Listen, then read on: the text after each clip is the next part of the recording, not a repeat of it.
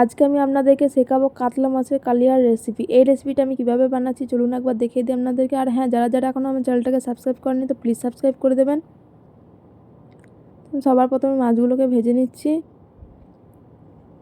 আমার মাছটা প্রায় ভাজা হয়ে গেছে, এবার আমি মাছটাকে তুলে নেব। এবার আমি কড়াইয়ের মধ্যে দিয়ে দিলাম গোটা গরম মশলাগুলো, দিয়ে দিচ্ছি পেঁয়াজ ও কাঁচা লঙ্কা, একটুখানি লবণ দিলাম, এতে পেঁয়াজটা তাড়াতাড়ি সিদ্ধ হয়ে যাবে।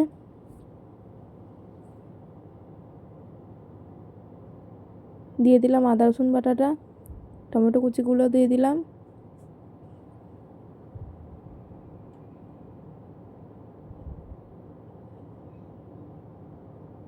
একটু ভালোভাবে নেড়েচেড়ে টমেটো সসটা দিয়ে দিচ্ছি। এবার দিয়ে দেবো টক দই।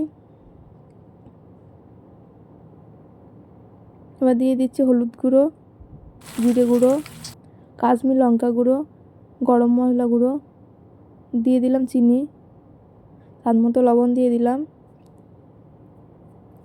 এবার ভালোভাবে মশলাটাকে আমি কষিয়ে নেব।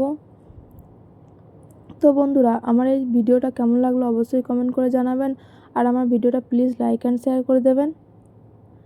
আমার মশলাটা প্রায় কষানো হয়ে গেছে, এবার আমি দিয়ে দিচ্ছি জল।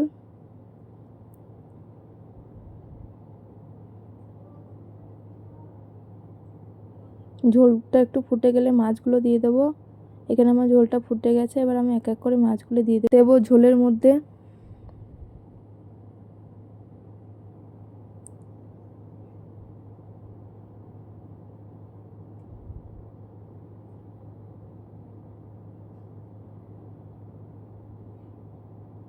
মাছটা একটু ফুটে গেলেই শেষে একটু গরম মশলা দিয়ে নামিয়ে নিলে আমার রেসিপিটা রেডি হয়ে যাবে।